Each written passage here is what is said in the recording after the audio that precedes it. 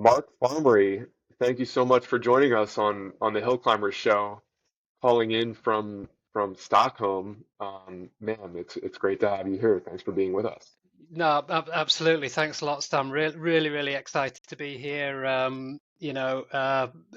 Been following what you guys have been doing over the past few months. Super exciting. We've had a couple of chats in the background and offline preparing for this, and I'm really happy to be here tonight. Yeah, well, the feeling is mutual, and Mark represents a couple of very exciting categories for us as far as show's content today. You can see behind Mark, Biotech Bikers is a networking group for cyclists that are in biotech that he started 6 years ago. So we'll be delving into that. But I think what Franco and I got really excited to talk about was biotech and how basically how products and treatments are kind of incubated and then brought to market. It wasn't something that Franco and I were familiar with at all, and we haven't had any biotech guest or anyone even remotely like scientific in this category on the show yet. So we love to provide a guest like Mark, who's a subject matter expert in something new and novel, so that our guests can learn a thing or two during the hour long show. So Mark, I guess why don't we just like dive right in here? Be great to know a little bit more about you yourself. You're an Englishman in Stockholm right now. What's your story? I guess where'd you grow up, and maybe let us know how you got into cycling too. Sure, yeah.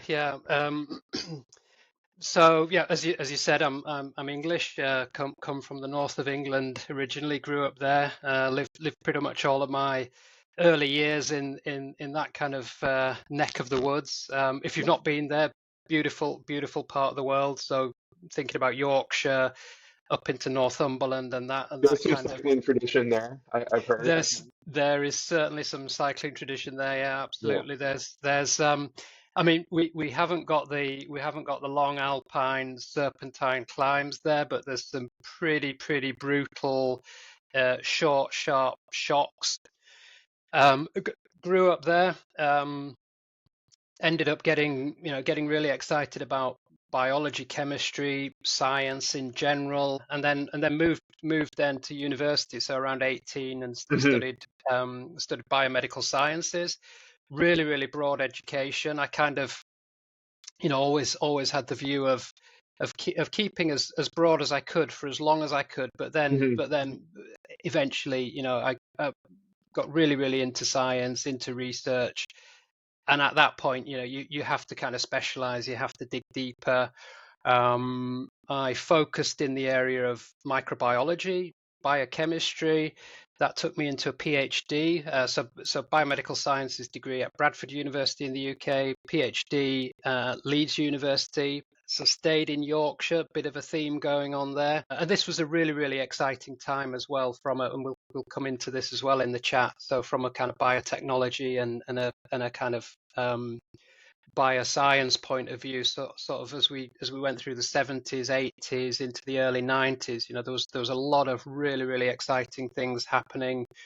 Things like the Human Genome Project was ongoing Hmm. around then. So cloning of the human genome.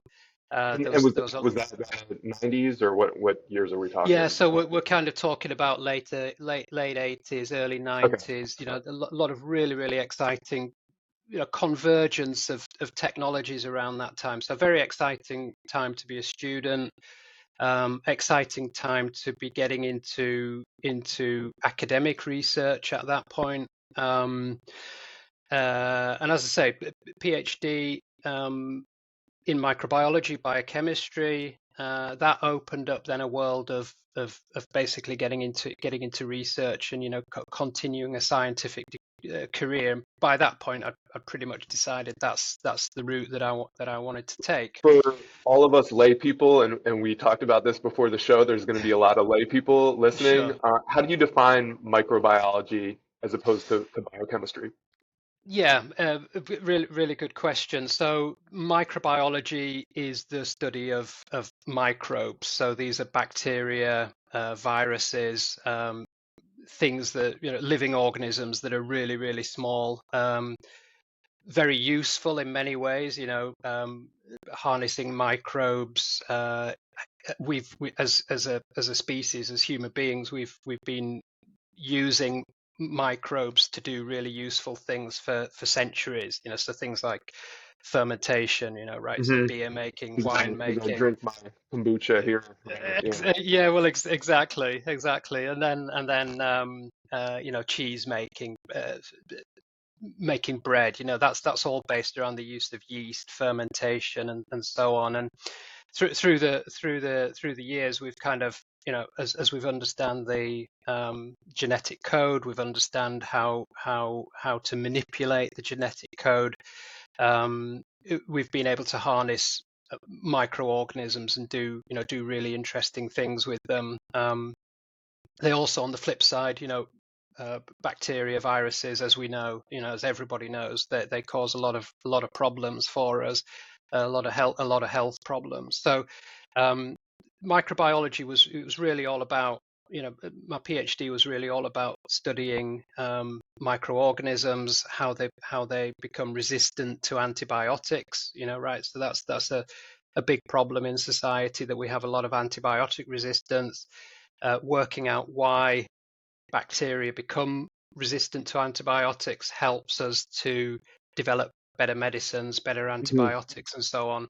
So that was kind of the broad focus of my PhD. And what I was doing in that time was to look at the biochemistry then of antibiotic resistance. So why did that particular species of bacteria become resistant to antibiotics? So that sort of took me into learning about the biochemistry of a cell, of a cellular organism, so of a bacteria, and all of the cells in our bodies. The fundamental um, mechanism behind how they work Hmm. is driven a lot by the biochemistry. So there's a lot of mini chemical reactions going on in all Right. of our cells all of the time to make us who Maybe we we are could and do what we do.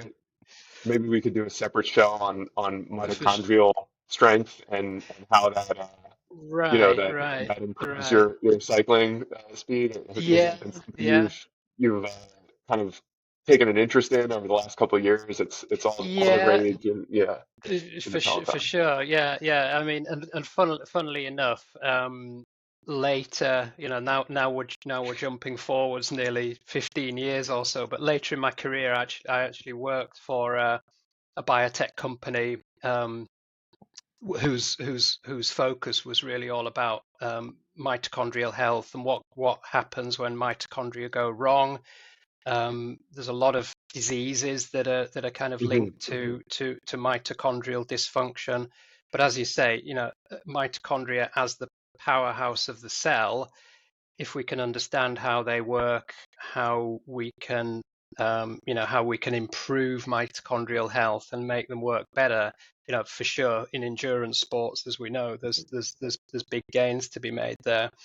Um, so yeah, Well, that's exactly. a great explanation Yeah. on microbiology and biochemistry. Mm, So mm, thank you for mm. that. And then you began to talk about how you started to specialize, Yeah, and yeah, I guess how did you end up choosing your path? sure, yeah. So following on, but by the time I'd finished my PhD and kind of got into this research track, I followed a fairly typical academic career. So after my PhD, I moved on and did a postdoc. And actually, this is kind of where the Sweden connection comes in, because I moved to a lab in Gothenburg here in Sweden, and did my first postdoc there. Um, it related kind of to what I was doing in my PhD. So I talked about cellular biochemistry. You can kind of apply what goes on in bacteria to human cells, and I sort of made a jump there to working more Hmm. with human cellular biochemical mechanisms, if you like. And that kind of, as I said, that took me down a research path. I ended up settling in Sweden after a stage. Met my partner during that time, who's Swedish.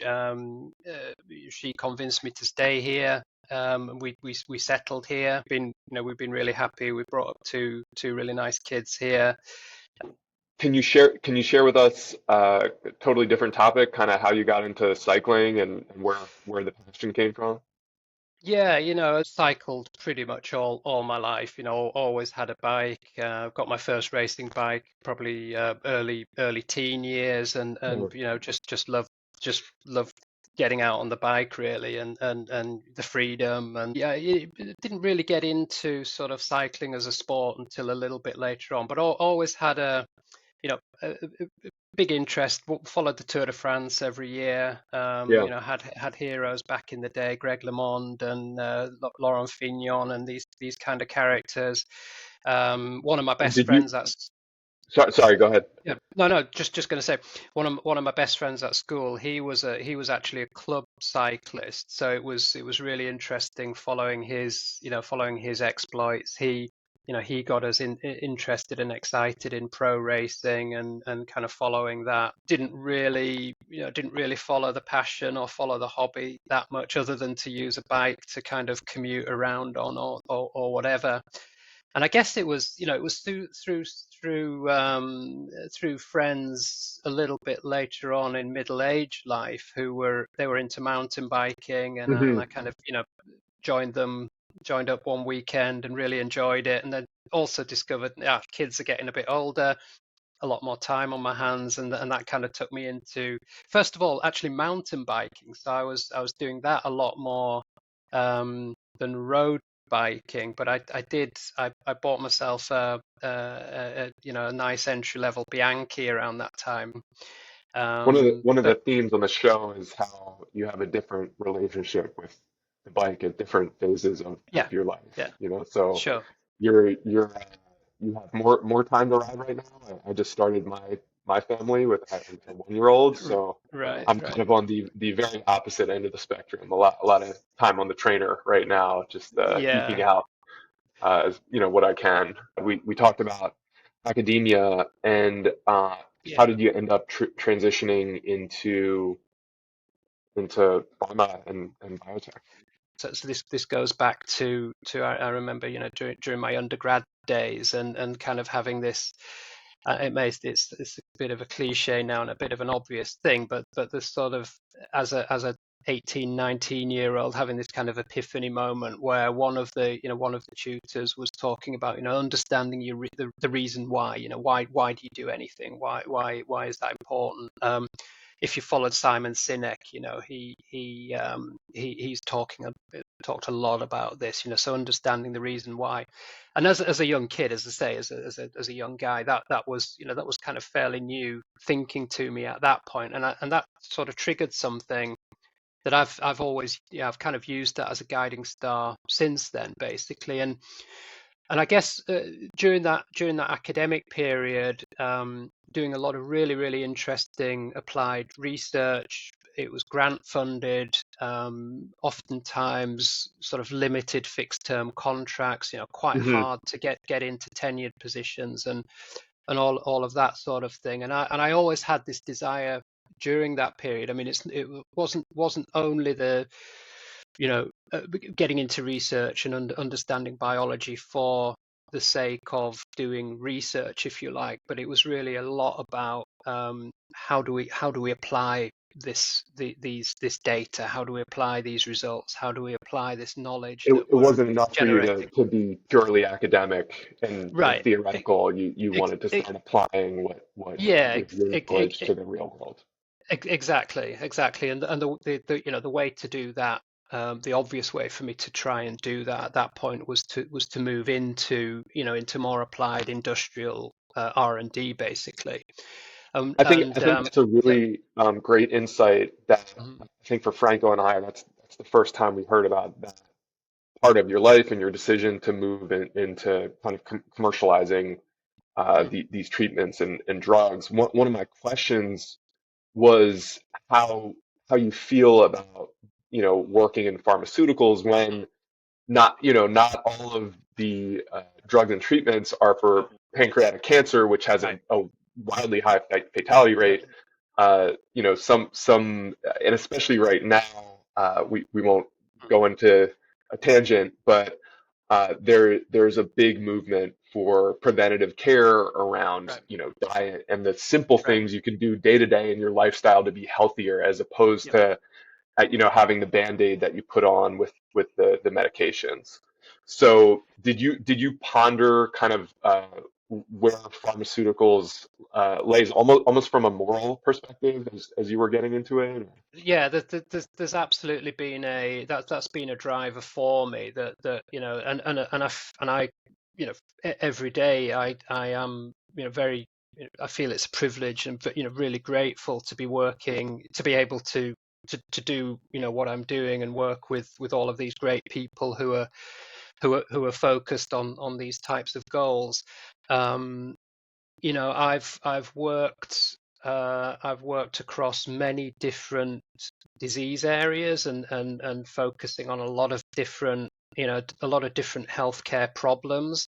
A lot of that has been related to big problems in terms of what's going on in neuroscience, in Hmm. oncology, a lot around immunological diseases, rare diseases. For example, I talked about mitochondrial diseases. They are oftentimes, or most often, caused by very rare genetic mutations. Hmm. So they're very rare. They don't happen very often, but really, really devastating diseases, and oftentimes affect young babies and young kids and so on. So I've put conscious choices in terms Right. of the types of disease areas I've worked in. A lot of my early days research was focused on Alzheimer's disease, which was, that's obviously a huge societal healthcare problem, and one that is only going to get it's only going to get more and more prevalent as the population ages. And what actually, just a little side parenthesis here, is that whilst I was doing that very early stage research in the Alzheimer's area, there were groups around me. This was at the Karolinska Institute here in Stockholm. Groups very local around me at that time, whose research has now gone on to be part of these the disease modifying drugs that have been approved in Mm. recent years. So, that's been absolutely fascinating to see that progression of that research, going from something extremely early to then actually being a marketed product that is helping people suffering from that disease. And it also talks to the point of just how long that process takes as well. So you can start from very, very early research, and to get to an actual approved product, it can take up to 20 years or more. I still want to know how you transitioned into AstraZeneca.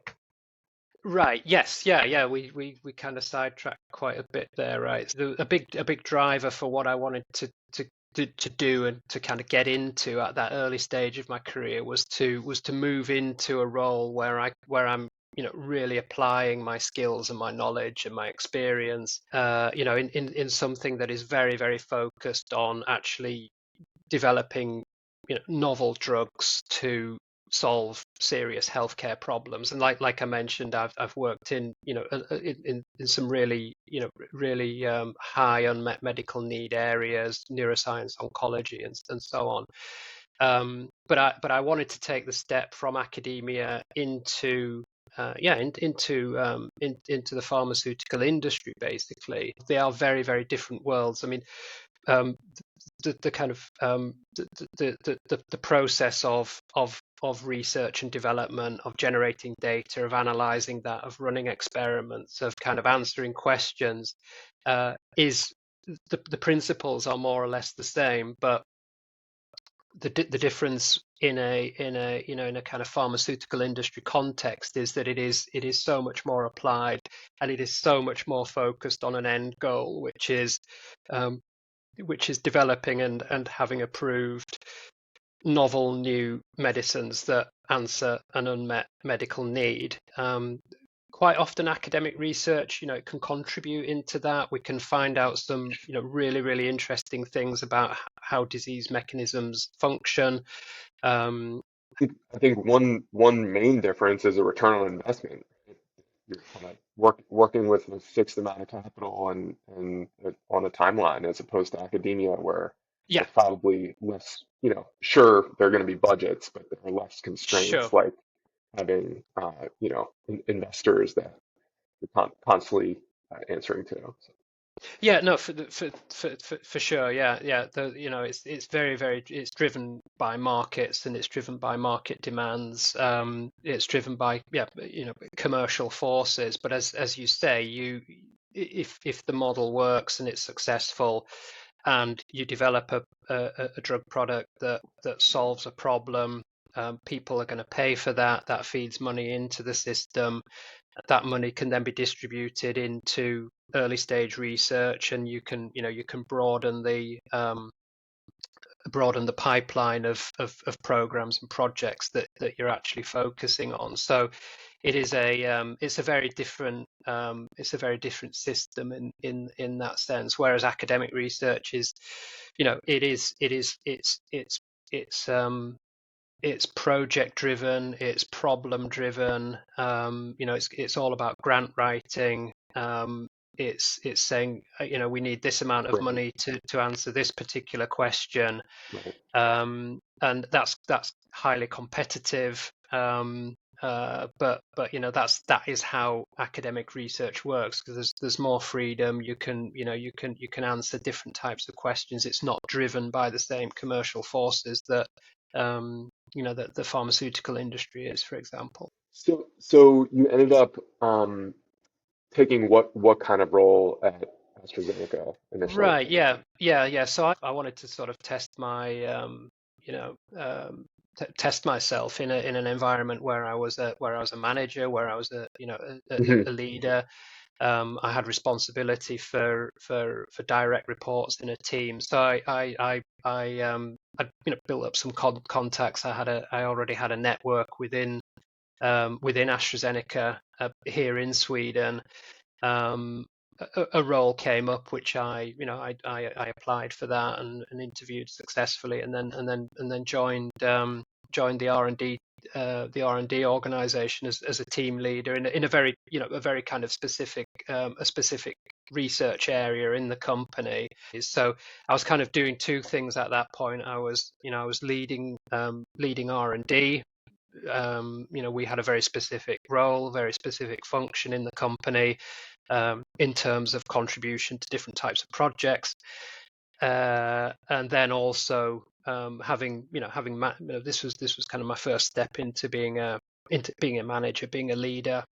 One really interesting sort of, I guess, period you could say in AstraZeneca's life cycle was they were in need of basically commercializing new products, new treatments, new drugs, because I think you said the patents were expiring on some of their, more lucrative money makers, and that I think was part of your push into business development. Can you give Right. a little bit of context there? I thought that was Yeah, really yeah, interesting. yeah, yeah, yeah. So generally, any biotech company, any pharmaceutical company, the crown jewels of that company are around the technologies, or the products that they're commercializing. Um, these are highly innovative products that are protected by patents. So patenting of technologies and products in the pharmaceutical industry, in the biotech world, is, is super important. Like I say, your patent portfolio is essentially the crown jewels. This is why you need a pipeline of programs in a in a pharma company. This is why you need to do early stage research and development, because you've got to constantly fill that pipeline and be ready for when your products, which are oftentimes billion-dollar products, they are the cornerstone of profit margins and of generating share value. Strategically, you've got to be ready for when those patents finally expire, and then what is going to come online behind that you can commercialize. And there's a whole industry out there as well of companies that are getting ready for patents on blockbuster drugs to expire, and then produce generic versions of them and sell them for a lot cheaper prices. And so to be sustainable, companies need to be constantly filling the pipeline. Back when I started in AstraZeneca, so this is the early 2000s, there was a so-called patent cliff approaching, where everybody, analysts, everybody on the outside could see, this company, there's this patent cliff approaching. What are they going to do to to rebuild the portfolio and to ensure sustainable growth and all of those things. So again, opportunistically to an extent, I got the opportunity to move into the business development organization at AstraZeneca. Now, the reason that I wanted to make that move was kind of again, it was sort of motivated by the power of collaboration and power of bringing people together, bringing ideas together. The realization that in this type of research environment, you can't, everybody can't invent everything, but you can bring communities of people together. You can bring ideas together, and then generally find synergies and do things in a better way. So I all through my academic career, all through that early career, I was working, collaborating with external partners, calling people up if I needed a solution for something, so who knows how this technology works, who has this Hmm. technology that can help with this particular question. So I was always very, very collaborative.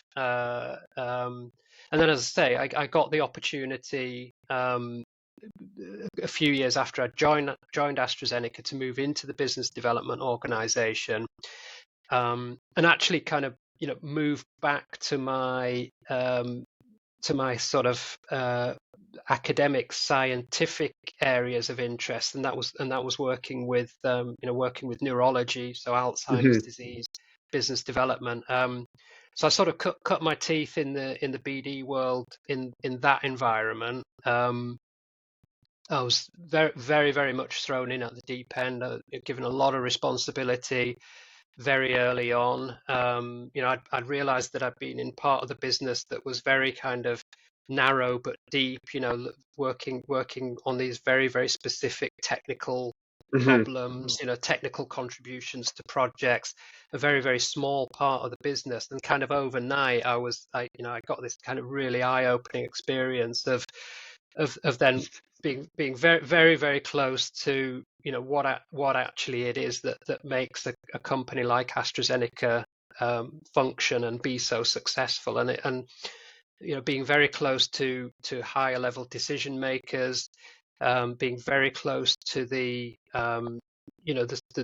big strategic thinkers in the company, working with bringing in new opportunities as I say, to build the pipeline, to give the company a growth and a sustainable future. That strikes me as a really important inflection Yeah, point in your yeah, career, right, almost exactly. like an awakening where Yep, you've been working on a very focused segment, and then the curtain is peeled back, and you realize there's so much more going yep, on as far as I think how a corporation sure. functions, and Sorry.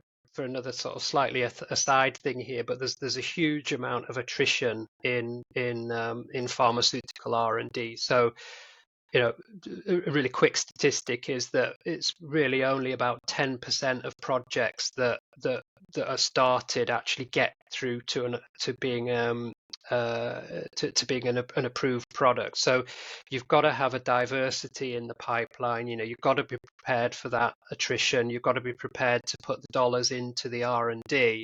And that, you know, again, this is another another podcast, but that whole model is built around you know, the probability of success of a project actually going from start to being an approved drug. And we talked So about this a little bit. It's a similar percentage rate to the typical venture model where you right, make 10 bets and yeah, one of them makes you all your returns.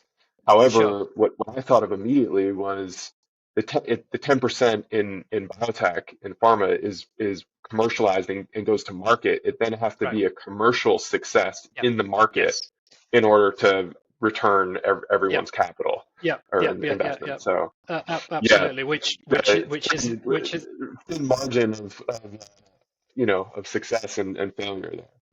for sure, yeah. And so, you know, you need, you know, you need world-class commercial organizations to be able to do that successfully. You know, there's a huge amount of you know, challenges that you need to overcome to successfully market a, you know, While market a we're on this drug. topic, can you lay out how biotech venture works and the process by which Sure. a biotech starts with an innovation and then the treatment or product goes to market? Yeah, yeah. So, so the basic model I would say is that, you know, somebody has a really great idea, or there's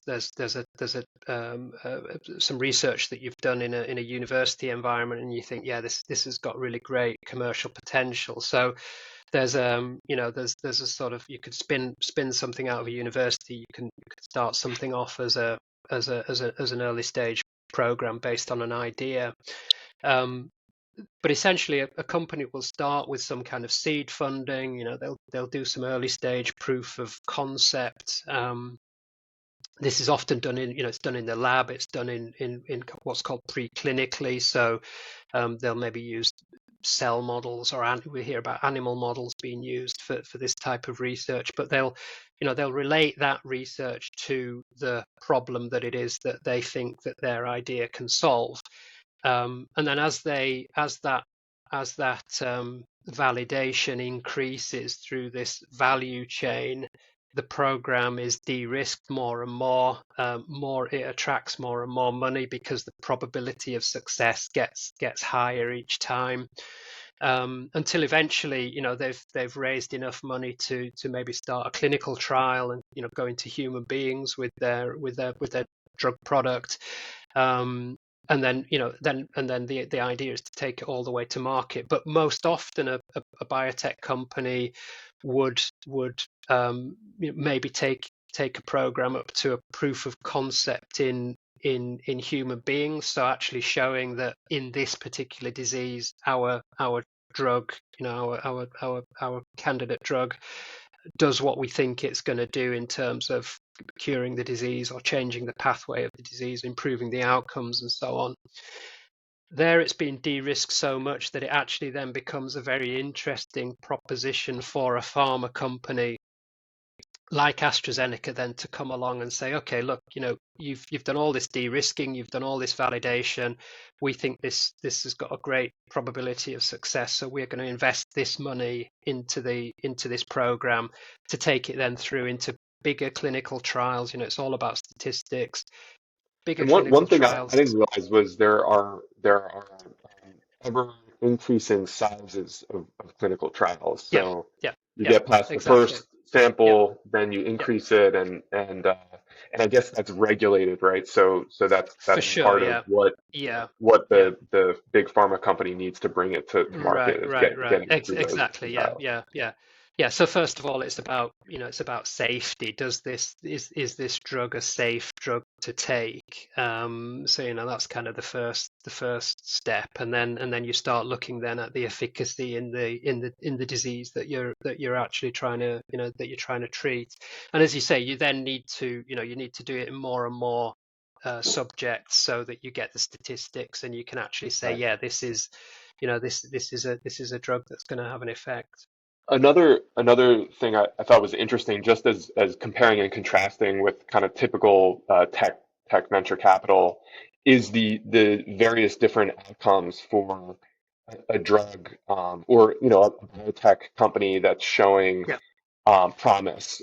So it sounds like a pretty traditional model is that a pharma company strikes a deal with them, sure. licenses the drug. Yeah, But then based on the promise of that biotech and what they've yeah, incubated, it could go any number of ways. So they could yeah, they could strike a really what could be a very lucrative deal, licensing deal with a big pharma, or they could just go right to something like an IPO, right. or like you were saying, there's a lot of M&A in the space. So Yeah, it's yeah, just yeah, there are more potential outcomes than the typical tech VC, which is seed, Series A, Series B, etc.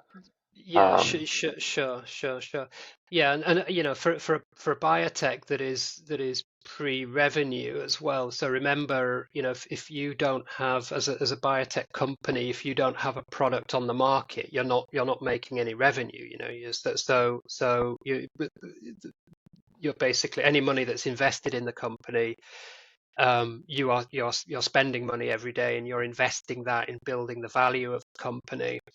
Um, where a biotech monetizes itself then and realizes the value of that investment is as exactly as you say. So it's through out licensing of a drug program to a pharma company who is then going to invest more in it and take it to a right. commercial product.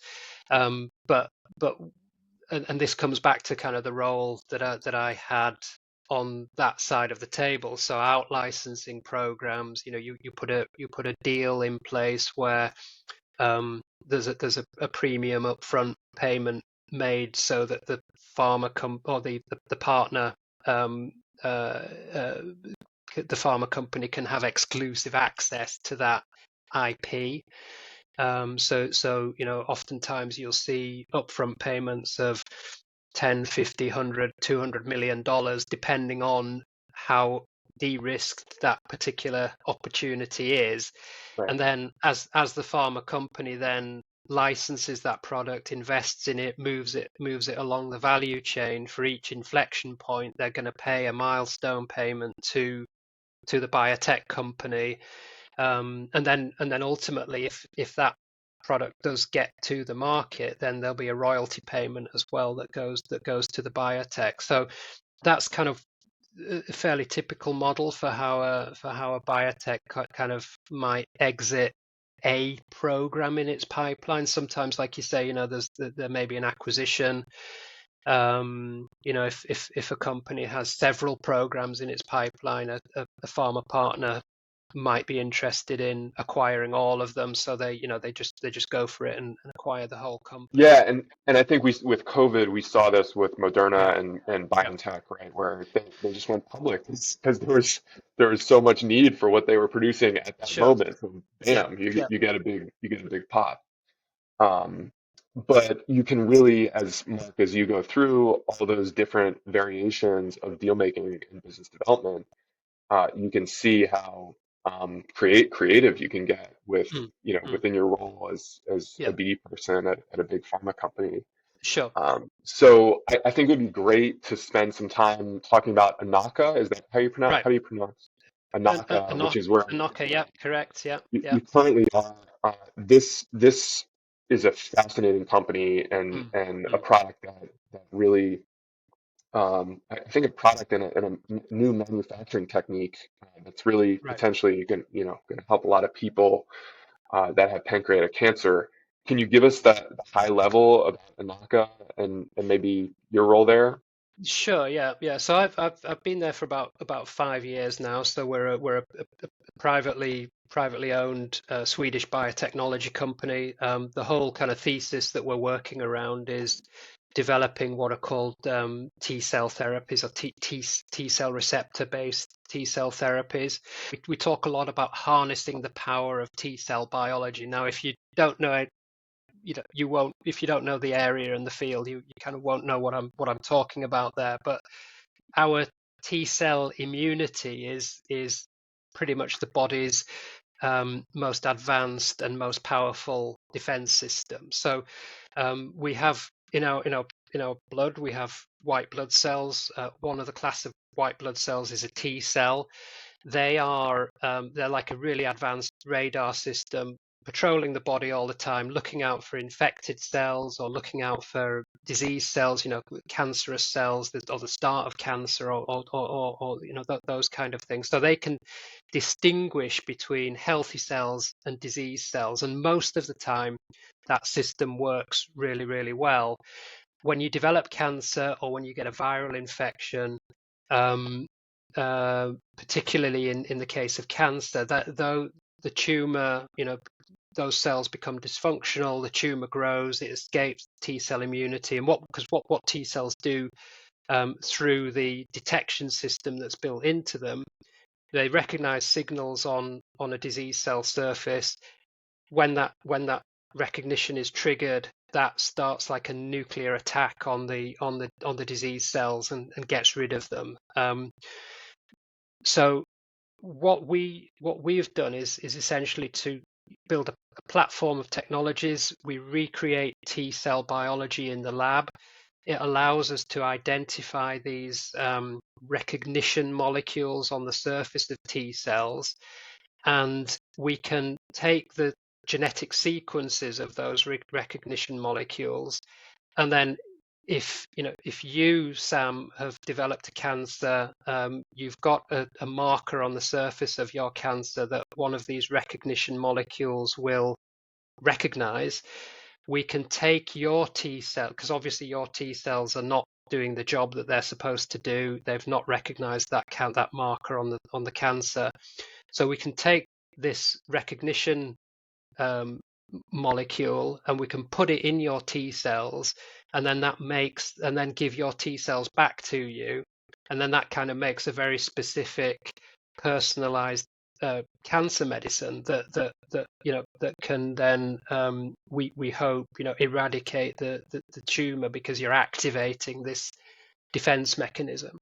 There were two other really interesting aspects of this that I think you mentioned. Tell me if I'm wrong. Nip it in the bud immediately. You mentioned it being an organic as opposed to synthetic process, and did you also mention that um, you were basically taking model cells from people that had exemplary T cells and then extrapolating that for for Sam, the pancreatic cancer Yeah, patient? kind of, yeah, yeah. So we source these what are called T cell receptors. We source them from young healthy donors. Right. So we get a blood product sample from young healthy donors.